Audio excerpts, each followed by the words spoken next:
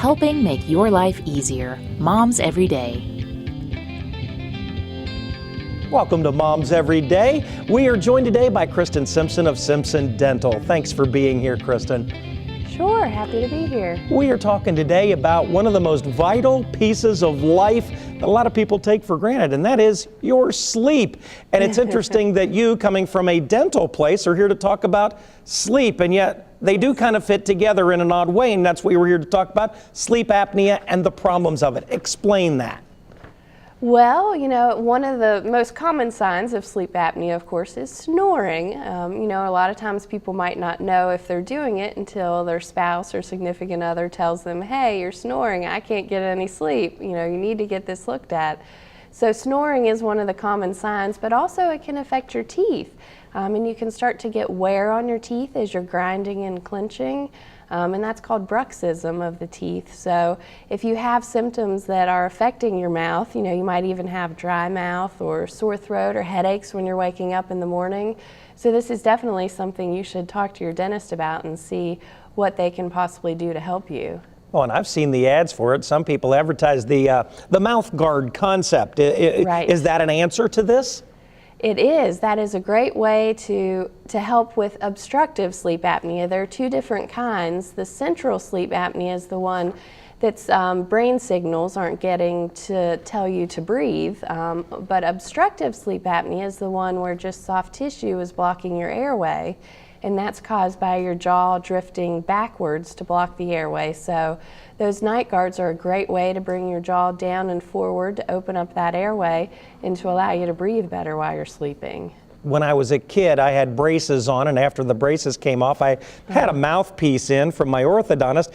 Is this a similar concept to that? It sure is, yes. These night guards, they'll fit to your upper and lower teeth, and they have something that'll help to hold the jaw together because it'll bring, like I said, the jaw down and forward, so it needs something to lock the jaw together once it gets in the right position to hold things there, to keep it from drifting and closing off the airway. Is sleep apnea, I don't know why I have this impression. I think of it as an older person's issue, but can sleep apnea affect anybody? It can really affect anybody, any gender, any age. There are certain risk factors like being overweight. It is often in the older population. Men are twice as likely to get it.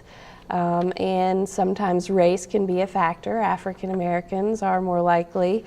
If you drink alcohol, that can also lead to more sleep apnea, or even if it runs in your family. So those are definitely things to think about. Yeah, you're checking off. I mean, a male, I better start watching out for this then. My wife does complain about my snoring, so there's a certain one for me to go look into. What if I never do anything about it? What if I never look into it and I do have sleep apnea issues? Well, it can lead to developing a lot of overall health problems too. So even things like high blood pressure, it can lead to some heart conditions, strokes, heart failure, diabetes. It can even lead to depression.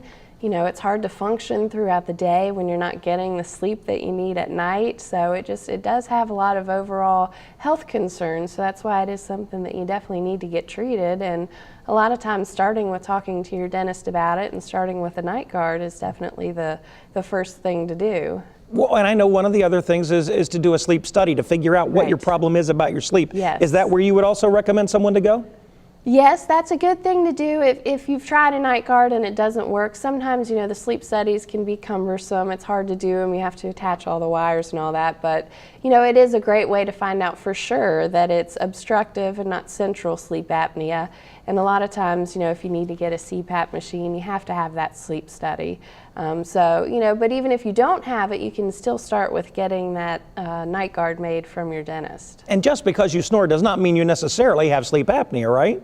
That's true, yes. Okay. Yes. Well, Kristen, we appreciate your help today. And if you want to learn more about this, we've posted a link online to help you get connected to Simpson Dental and this information. Go to WSAZ.com and then click on Moms Every Day. It'll get you a link where you'll be able to see this information again and contact information for Kristen. Kristen, thank you so much for being here today. Sure. And we'll be back with more Moms Every Day.